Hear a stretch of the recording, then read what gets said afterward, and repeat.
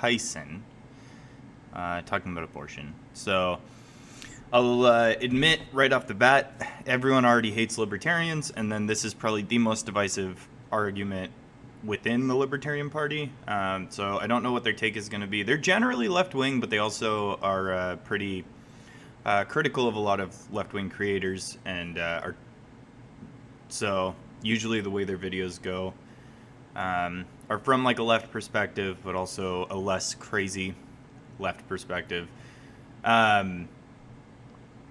So yeah, let's check it out, see what they have to say. I'll give my opinion, but this is just, there is no clear-cut like libertarian position on this. It's very divided. I mean, Rothbard was very pro-abortion, and Ron Paul was very anti-abortion, and they're probably the two major faces of libertarianism in the United States. So there is definitely not a clear-cut position among libertarian thought, and then obviously between left-wingers and right-wingers, it's really crazy. So let's see what they have to say. See, this is something, I've talked about this before, how the left has to become much stronger at reframing arguments, especially when it comes to a number of topics that are highly controversial. So, for example, one of the topics would be abortion. And always, the right likes to clutch their pearls and say, well, this is about the unborn babies, all right? This is about the ghost babies, and I care deeply about ghost babies, so every unborn child that dies, you know, reframe the argument immediately and be like, hey, by the way, what we should be talking about is bodily autonomy. That's what this really comes down to. And you were trying to impose upon women something. But what about the baby's body autonomy?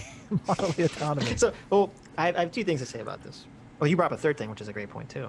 The first is him saying, if you care about, you know, I'm pro-choice, but I'm not so dismissive as to say, oh, do you care about the ghost babies? Like, that's so grossly dismissive of Yeah, totally. stuff. But I found it interesting that he's saying the left needs to be better in their rhetorical strategy. And here's an example of how I think they would be better in their rhetorical strategy. When the right talks about abortion, we should talk about, you know, female bodily autonomy. Mm-hmm. And I'm like, really, Lance, your great observation is that the left should make the argument they're currently fucking making. That's why it's called pro-choice, Lance. This is literally the position they have. You can't say, oh, I have a big brain idea. We should all inhale air through our noses and mouths and breathe. Really? That's what everyone's fucking doing. I know. We all agree. That's hilarious. It's just saying, like, are you kidding me, Lance? Is this a great contribution to the video? People should do what they're fucking doing already. Oh my god. Oh, it's so basic. It is so basic. God. That's hilarious. And then, as you said, which I didn't even think about, that argument is inherently flawed, or at least inherently opens the door for you to say, well, what about the autonomy of the baby? Yeah, that's what they do say all the time. Right. That's their counter argument. Yeah, exactly. That's the counter. What about the baby? You think it's cool if we just kill? Do babies have bodily autonomy? What's going on? Right. Notice how there's a cord between the two bodies? One body here, one body there? What? Philosophy Tube had an awful video on this very subject. Really? That was on the list, but we never covered it. I already made my... I mean, it's really about how you conceptualize it.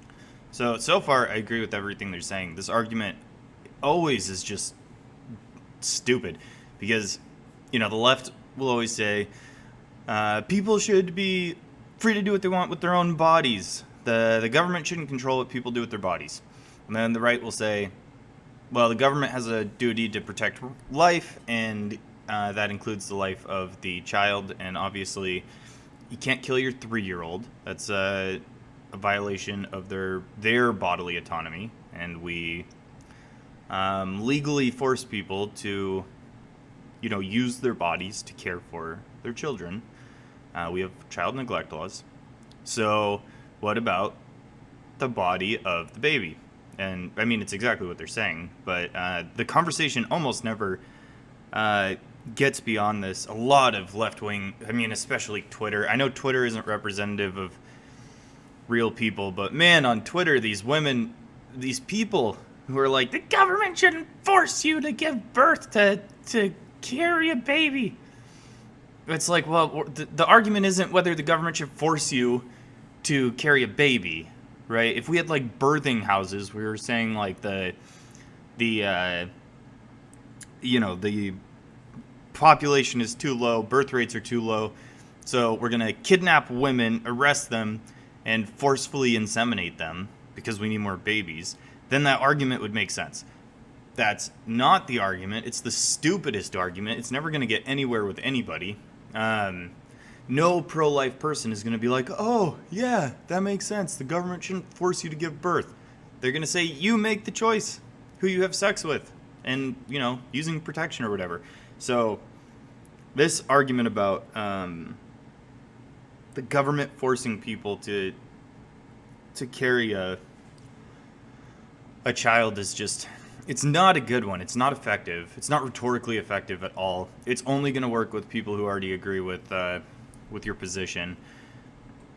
So yeah, you end up in, people have a right not to be murdered, and if you're not harming anyone else, then you have a right to do what you want with your body, or you should. You know, my belief is you should. So the issue is that a separate person, or is it not? That's the defining question of this argument. There really isn't anything to argue about except that question. So all of the riffraff and all the back and forth is, I mean, it's just totally pointless. At the end of the day, the only defining issue in this argument is it a separate individual, the fetus, or is it part of the mother's body? I mean, that is the argument, and there really isn't an answer for it. I can't conceptualize. Well, first of all, nature does this really weird thing about there's a lot of zygotes become twins, and one of the twins is absorbed by the other twin. So I don't know. Obviously, nature's aborting a lot of kids already, so that complicates the issue as well. Mm-hmm. I don't see how you know that and then start talking about how it's a human life that's got all of these human lives start out, and you know the chain of reaction is there's a 30% chance it's going to turn into twins, and then there's an 80% chance one of those twins is going to get absorbed by the other twin. Is that high? It's some look at vanishing Holy twin shit. syndrome. It's crazy. That's crazy. Because they do a lot of now that the ultrasound is so good, evidently they tell people, oh, you're going to have twins, and then all of a sudden, oh, I guess the other twin is gone now. So that's when I started looking into it. Yeah. I mean, I guess it makes sense. Biologically. That's how plants work. What are you talking about? Right. Obviously.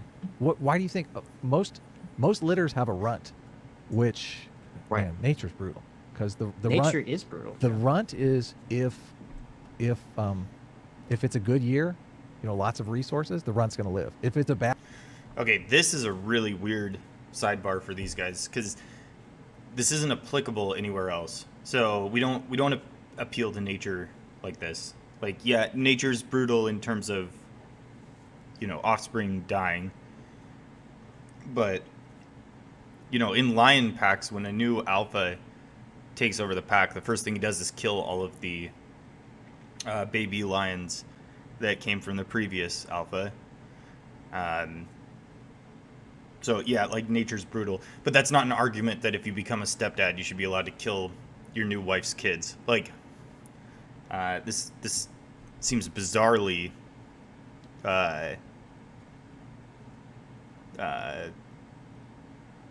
not ungermane to the conversation. It's not exactly, doesn't really make sense where this fits into the abortion argument to recognize the brutality of nature. Bad year, the runt is a packaged meal for the other pups. Right. Oh, nature is cruel. I'm a transgender woman, and my dream was always to. Right. It's No, basic. I'm a well, that's why people are transgender making woman. Oh shit! What? Naturalistic fallacy so stupid. Yeah. Nature sucks. Yeah, nature is super cruel.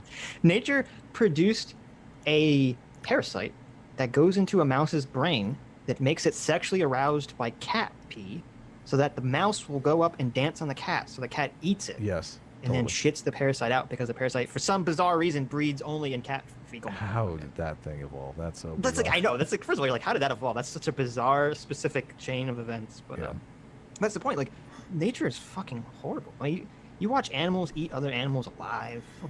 He just said this is a reason why we shouldn't make a naturalistic fallacy, but it seems like they're just making a naturalistic fallacy.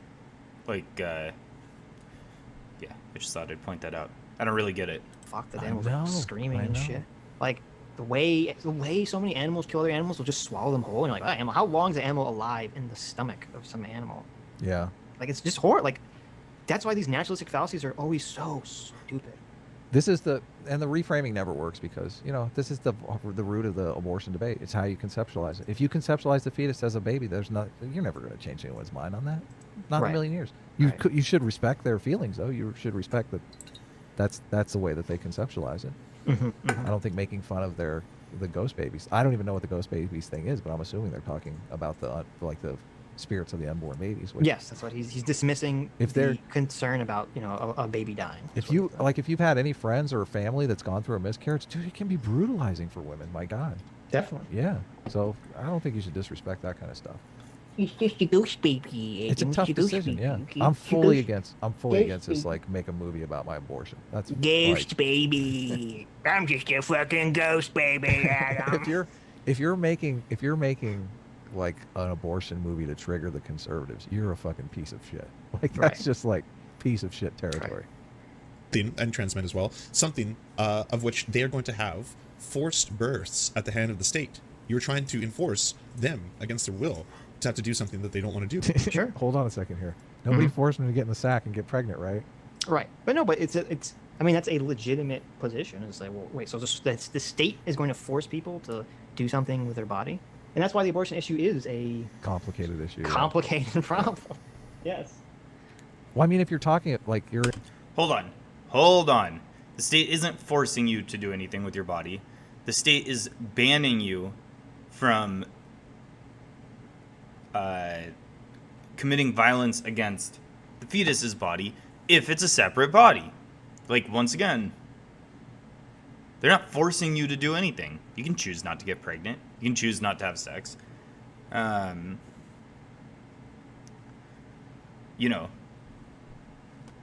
Is the state forcing men to be fathers if the mom doesn't want to get an abortion? Like, no. The dude chose to sleep with the chick. I mean, yeah. in the third trimester and she changes her mind. I mean, obviously. Right, but that's that's why society creates various rules about what is allowed and what isn't allowed. Where you draw the line, exactly. Yeah, where you draw the line. Against their own bodily autonomy. That's how you should reframe the argument. And the same thing goes for this. Talk Bad, Lance. Bad, Lance. That's how you should reframe the argument. The way everyone is literally talking about. Yeah. Yeah, the way I watch David Packman teach me to say on my live stream. talk about freedoms, all right? Talk about how this is going to infringe on their freedoms at the end of the day. Okay, this is for their Did own. you see that? His host snuck off just like you sneak off when I'm That's not right. looking. Did you see that? Right. It's got to There's a long section of the video. I don't remember. I didn't put it in my time part because Oh, I I don't don't remember when care. it talks about it. Where the dog is standing in such a way that its dick is like directly, No way. directly in the frame for like a good 3 minutes of dog dick. Really? Oh my god. I'm just like, okay. dog dick on the show, Lance. Come on, family show, Lance. It's a little bit too much dog dick for me. I don't know. Oh my god. He should have it set up on OBS so he can go to like full screen when the dog dick is. really push his audience over the edge. This is a comedy show, guys. We're allowed to talk about this stuff. Okay, if the show I'm not skipping anything important. Like I that. don't care. We'll skim We through don't it. care. freedoms because we live in a free any I don't steroids. Steroids are hormones, right? There it is. And we rallied against There steroids it in is. professional Oh sports. my god, look, he's got And do his advantage. hand is right So- next to the so dick. I tried to think of Holy cow. He's practically grabbing it. Lance, no. Lance, that is not good. I don't care how many Young Turks videos you watch. This is not right. I'm sorry, we got to get past this. This is disgusting. What are you doing? This is the we don't get commentary from the source. Oh my god, this is horrible. I can't believe you're doing this. It's instead of the dissy, it's the picky. Sitch, please. We have to get what the past. future balances are. Cannot process error 101. He's like, What did I stop on here? This is his commentary. He made a very What's bad this? joke, but then he fucked up the joke because he didn't even do the error code correctly. What is You said 101. what was the joke? You said error 101 cannot process. Oh. You don't. Come on, Adam. You don't know what's the correct error code. I just want to make it big for this weird thing that he's doing. What's the correct error code, Adam? I made the picture of Lance big. On the internet, you can't escape. 444. they're just I know, making the, fun of I know see, the correct code. See, Come on. even Adam knows. Lance. I know that he said 101. I don't think they're actually gonna. Maybe I should just look up this original video. Yeah, they're just gonna make fun of him for the rest of this. So here, let's see. Ben Shapiro, Neil deGrasse.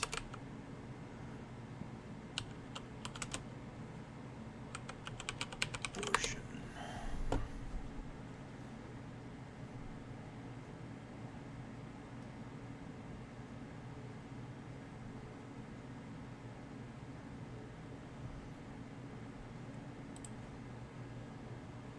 Incredibly epic. No one can compare. Oh, really? As an academic, With the VPN I trust to keep my data safe, go to expressvpn. not obvious in just a cursory review of science. You think to your, and so the conversation is different. One of them says, is there any way the universe can be 6,000 years old?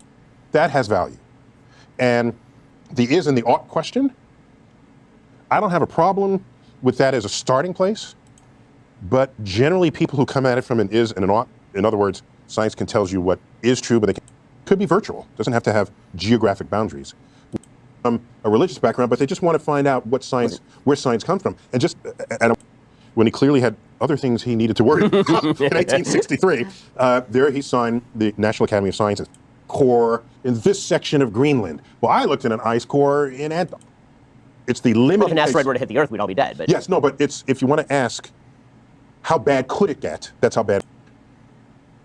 And the next storm surge. man, I like technology. Technology is helpful. It's in its infancy. Geotions to come down off of that. Able to find it. We know that hormones manifest differently in different people and have actually live in a free country as we tell ourselves. Okay. You've seen the argument made that it makes no difference on average if men are stronger than women are, and that if we were to.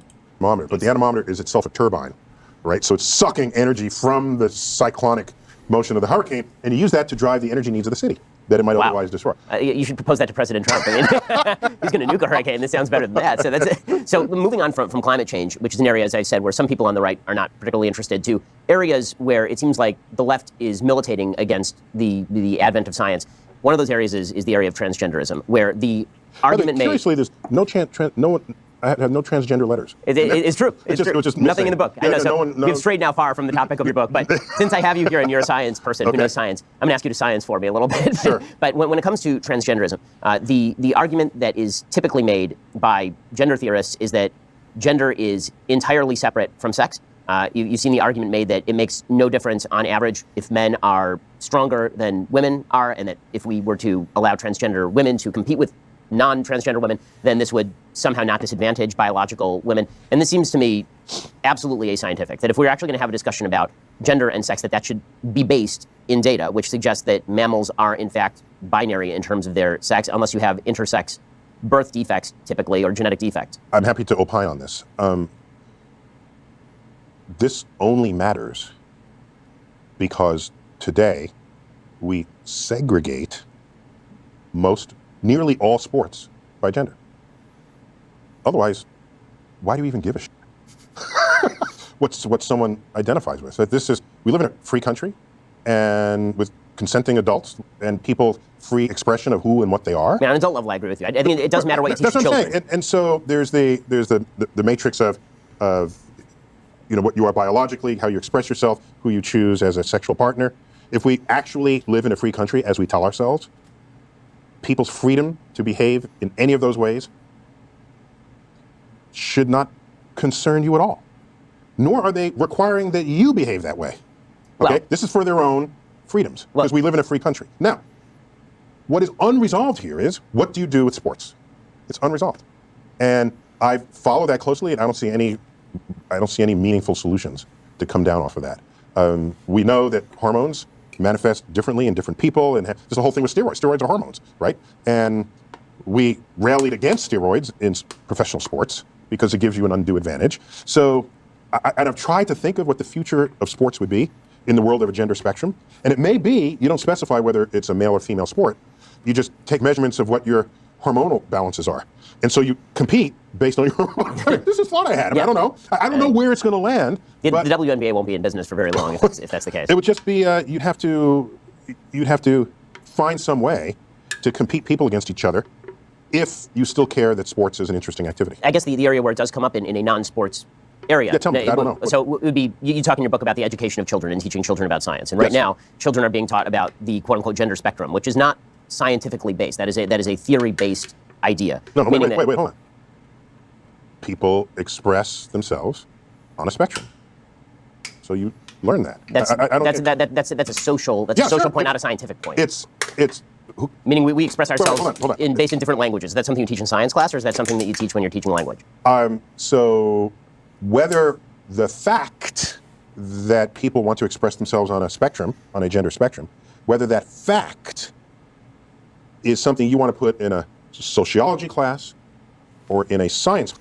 The only thing I'm going to say on the transgender thing, I think this is where abortion comes up at some point. But obviously they went on this transgender tangent and, just in day-to-day conversation, I've had people ask like, well, what is a woman? What's a real woman? What does woman even mean? Thinking that this is like the ultimate gotcha question.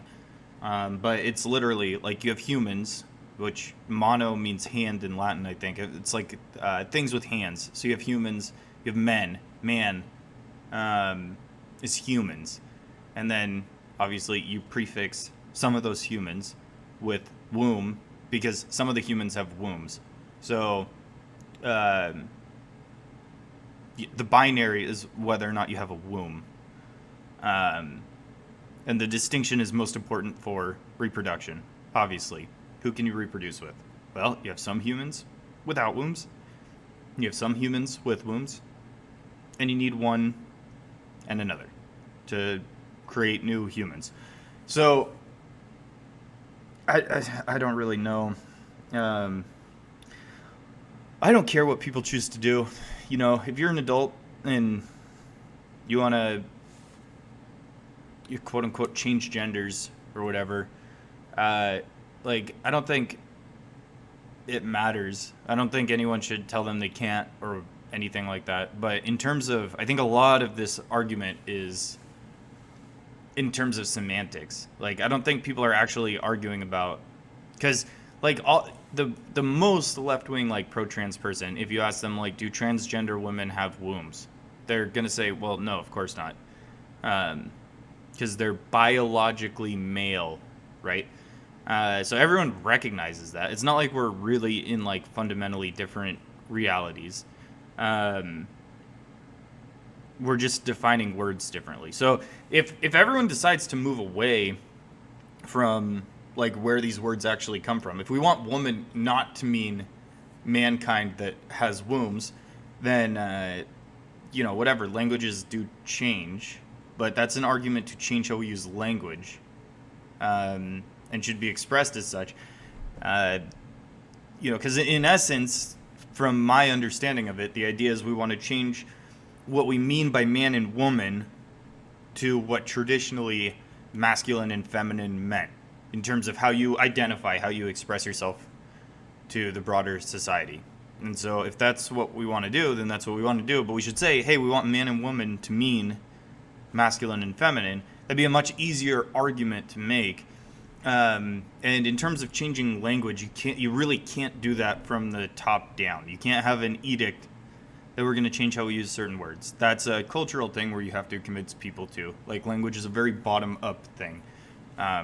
Just in general, in terms of how we arrive at new forms of language. In general, that has to be how people choose to use it. So if it makes sense to start using man and woman in that context, then we should. And then, maybe we can make new words for womb or no womb, and we can divide sports based on that or whatever. I mean, but basically, it doesn't. None of this changes what any of it means. None of this changes the fundamental reality underneath. It seems to me an argument to change how we use certain words. But no one argues about it like that. People argue about it as if the points of contention in their argument change the underlying reality, which is obviously ridiculous. Class. maybe that remains to be determined. But it is a real fact about real society. Well, of course, nobody's denying that people identify how they want to identify. So the question is, what is the relationship of that to biology? Meaning that the argument is made that trans women are women, for example. And what that seems to mean is that trans women are identical to women. Now, if people want to say trans women are not biological women, obviously that is the case. But people don't seem to want to say that, although that is obviously scientifically true. Trans women are not biological women. Biological women are biological women. But where are you going with this? What are you trying to accomplish by asking yourself, is it science or is it not science? It's people in society. But this is a perfect example of an area where suddenly it doesn't matter to say things that are just true. Like, why is it bad or wrong to point out? I have another way to approach this. I care what is objectively true in the world as a scientist. But let me not say even as a scientist. I just simply care what is objectively true. And science happens to be a pretty potent path to invoke, to find out what is true. And so if people express themselves on a gender spectrum, and that is an actual thing in an actual society, if we have not fully explained that scientifically, that's an interesting frontier to study. If you want to say it's only sociological, then it's the purview of the social sciences. I don't care who studies it. It's an interesting fact about society that's worth learning about. To fight someone and say, it's not biological, it's just your this, it's real and it's there. Well, because it's real because it manifests. But it is real because it manifests. But the question of how to classify manifestation is a scientific question. Meaning that, for example, there was a woman over at Brown University. Mm-hmm. She came out with a study that suggested that there was a phenomenon called rapid onset gender dysphoria, in which a member of a particular group would suffer from gender dysphoria, and this person's immediate peer group would suddenly have an onset of gender dysphoria. This paper was so controversial that Brown tried to pull it, and then was forced to reassign it later. You see this sort of That's a treatment different question. What you're asking now is, are there some topics that should not be studied scientifically? Right. And is there some taboo? Sam Harris speaks a lot about this. Yes. And I think the concern is, if you study some topic that's a hot button topic and you bring scientific methods and tools to it, we don't trust, I'm interpreting here, I think we as a society don't trust that people in charge in a free country won't try to legislate something that will constrict people's freedoms in the face of that information. I think that's the fear. Well, isn't that... It's a fear. I mean, and isn't that... We don't trust our own ability to govern ourselves in the face of what could be some information relative to other kinds of information. Isn't that a bit of a problem? Yes. Yeah. It's not. It means it's not a free society. It's not a society of free inquiry, which I think you need ultimately. But yeah. My general take on all of this stuff, from climate change to gender dysphoria to all of these issues, is bring out the science and then let's hash it out. I think that the problem I'm seeing on a lot of sides what is your motivation? Why? Why does that matter? It matters because if you have political power, you could end up creating legislation that subtracts freedoms from people who previously were enjoying the same freedoms as you.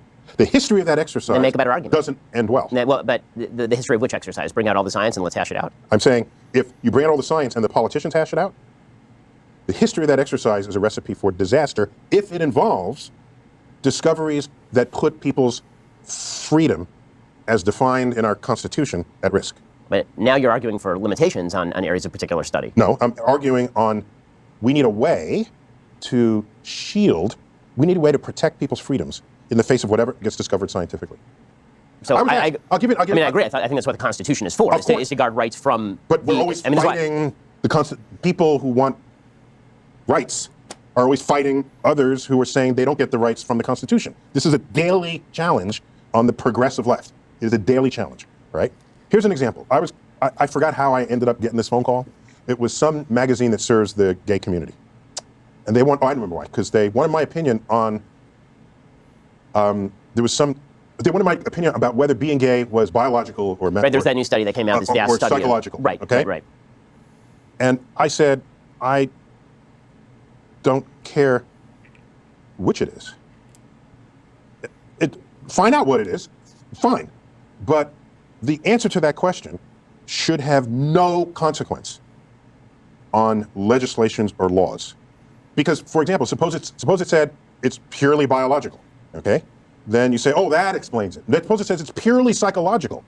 What are you going to do now? You say, well, now you're going to go to the reorientation camps or whatever those are called, where they realign you because they say it's psychological rather than biological. All of a sudden, people start behaving in ways in society that want to constrict the freedom of expression of who and what people are. And that is a danger. So maybe there needs to be a line in the sand. Let science do what it does, but politicians keep us free. Yet there's so many politicians that are doing the opposite of that. So why aren't you a libertarian? I And mean, that scares me. So yeah, exactly. Like he is making a libertarian argument here, and I don't know if they're ever going to get to abortion. I don't know where abortion came up in the video that we started with here, but I hope it does. But I mean, that is an extremely libertarian argument. Like obviously, science is going to become extremely politicized if political outcomes are not constrained in the face of that science. Like we want to deconsolidate power and make sure that there are protections on people's freedoms regardless. Because you have had in history like extreme utilitarian governments where it's like, well, whatever the current science says the best outcome will be is what we should do. I mean, look at the Soviet Union with trying to, I don't remember that scientist's name. The Soviet scientists thought that they could like naturally select plants to grow in the winter to protect the food supply during Russian winters. And at the time, that science sounded legitimate, and he's considered responsible for more deaths than any other individual, I think, in history. Like single-handed deaths. Like the amount of starvation that came from that one scientist's work, is incredible. Because the Soviet Union had no protection on individual farmers' freedom to continue doing what they thought was best in the face of the current understandings of natural selection and evolution.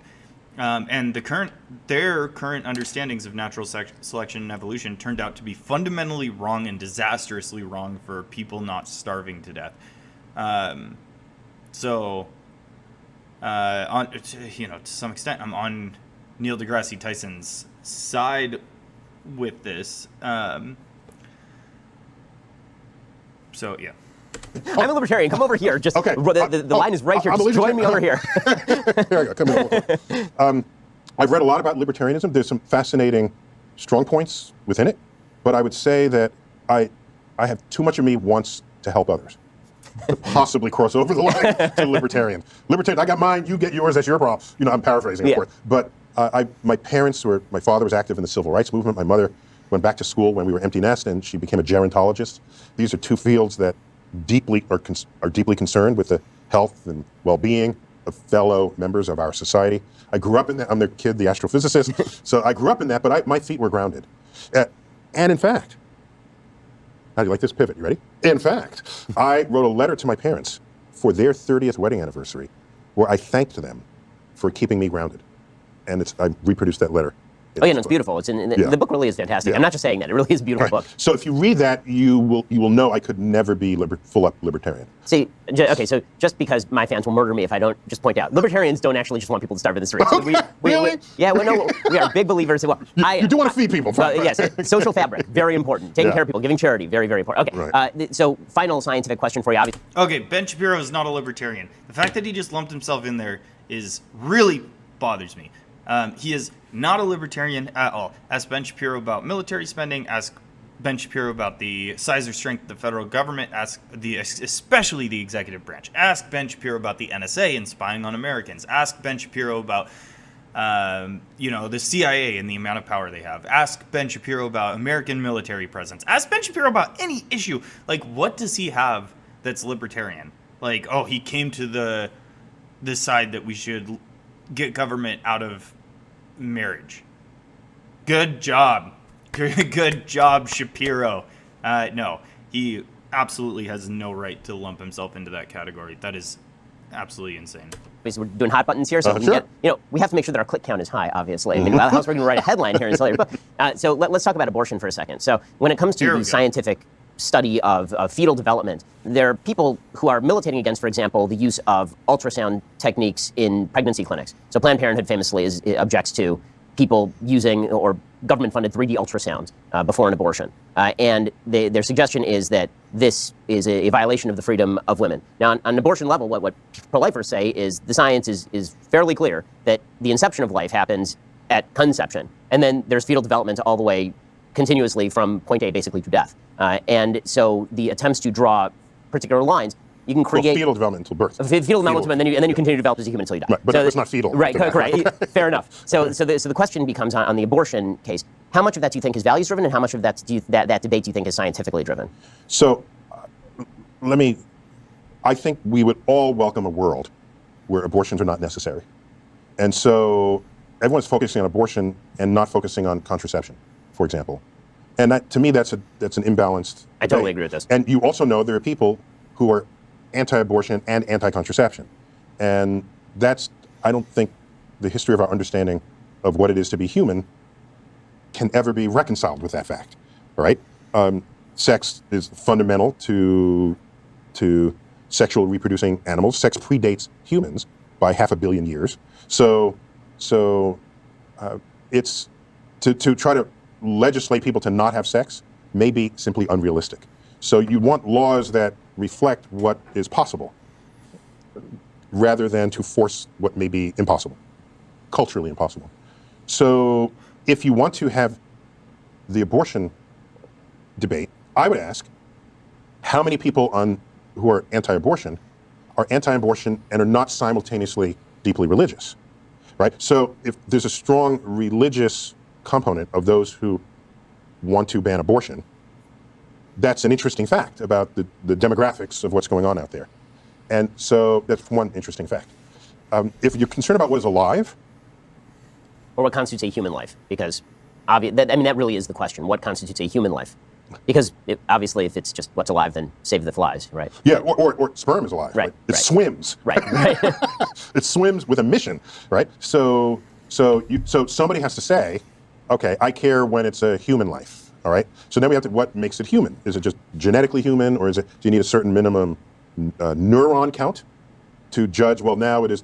So I think that can be debated. Just debate that. And I don't have opinions that I require other people agree with. Right. If you look carefully at my Twitter stream, rarely is there an opinion. The last time I remember posting an opinion, it was the Enterprise or the Millennium Falcon, okay? And I pointed to a video where we tussled it out. What was the outcome of that video? Oh, definitely Enterprise. No question about it. But also, I said BB-8 is way cuter than R2-D2. That is an objective fact. I just want you to know. I agree. See? Okay. He's designed to be cute. Designed to be cute. And R2-D2 was cute in 1975. You need a modern, updated version of what cute is. So is whether abortions are legal or not just a matter of majority vote in a society? Is it, these are questions that people are debating. I was content with whether a fetus is sustainable outside of the womb as a sort of a dividing line. As a divide. That made sense to me when that was put forth. To say that it's a human when it's just a fertilized embryo, I think most people don't know, particularly if they're religious. Last I checked these numbers, most fertilized eggs in a woman are spontaneously aborted. The body rejects most of the times there is conception. And so what do you do about that? Or do you want to create an incubation chamber so that every spontaneously aborted fertilized egg gets put in there and grows to a human? Otherwise, you'll get arrested for murder. So by the way, this is science informing the debate, right? So I don't know where this is going to land. And I don't have opinions that I require other people agree with. Okay, so I do have one final question for Neil deGrasse Tyson, and that is I'm going to ask him for his favorite science fiction movies and also the ones that are the worst. Okay, so the point in this argument that I think is missing, that I think everyone misses, is enforcement.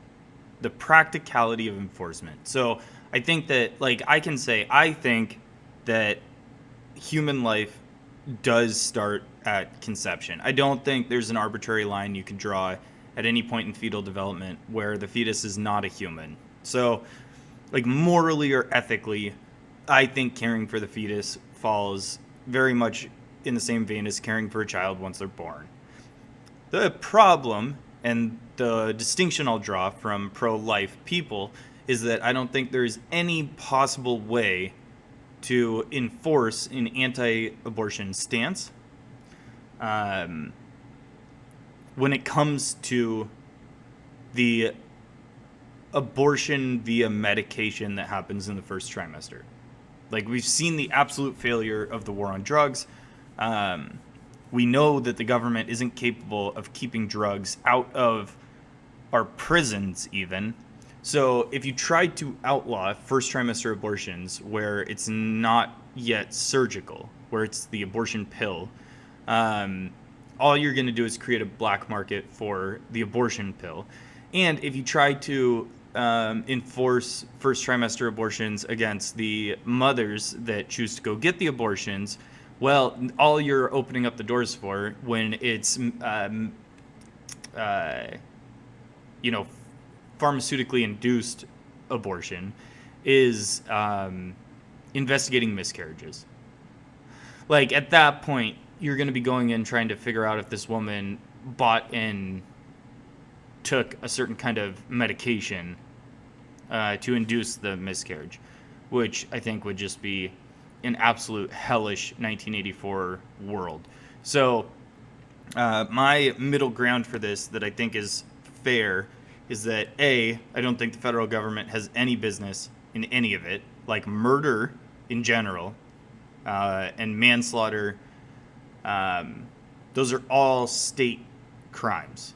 So if we're going to say the abortion doctor doing third trimester surgical abortions is a murderer, if we're going to draw that distinction in society, then that falls on the state to legislate. That is not federal. So I think having this argument in the federal government at all is absolutely a mistake, and is 100% a no-go for me. But then among states, I think the most practical and prudent position is to make no laws about first trimester medication-induced abortions, because it would just be practically impossible to enforce. It would just turn into a new war on drugs and potentially a war on miscarriages and kind of a really hellish scene. So I think fundamentally this should be an issue handled by the states. And I think fundamentally the easiest line to draw would be surgically induced abortion versus medication induced abortion. And by taking that stance in general, I limit the fetal development of babies that would get aborted, because once you're in it, once you're past first trimester, you can't do medication induced abortion. Obviously you can. Women can abuse their bodies to the point of forcing a miscarriage. But once again, how are you going to enforce or criminalize that? Like, you can't. So that's my line. That's my opinion. I think that whole aspect of this debate just gets totally lost and no one pays attention to it. But that's my position. I'm sticking to it.